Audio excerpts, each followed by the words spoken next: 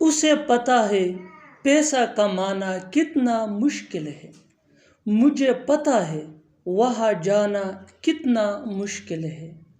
हमें पता है कि ये करना कितना मुश्किल है।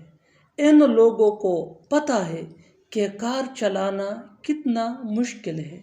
इन जुमलों में हम बोल रहे हैं कितना मुश्किल है। इसके लिए आपको यूज़ करना होगा इंग्लिश में हाउ डिफ़िकल्टी। आइए कंप्लीट स्ट्रक्चर समझते हैं। After learning this advanced English sentence structure, you will be able to speak such a sentences in your everyday conversation. So have a look complete structure. Subject plus no plus how difficult it is plus to plus V1 यानी first form of verb plus other words. No ये main verb है और ये tense या subject के मुताबिक change भी हो सकता है। आगे डिटेल से समझाता हूँ मिसालों से। Let's see some example for better understanding. उसे पता है पैसा कमाना कितना मुश्किल है।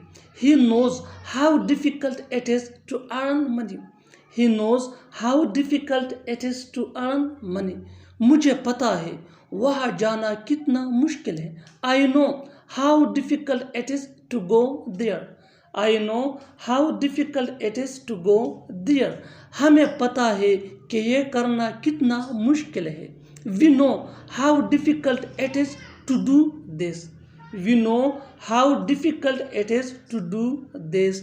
उन लोगों को पता है कि कार चलाना कितना मुश्किल है। They know how difficult it is to drive a car. They know how difficult it is to drive a car.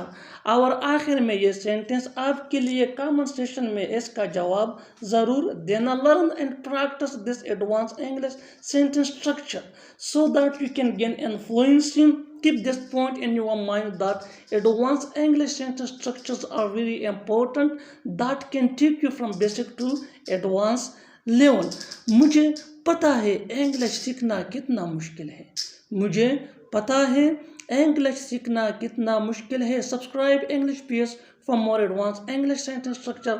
Thanks money.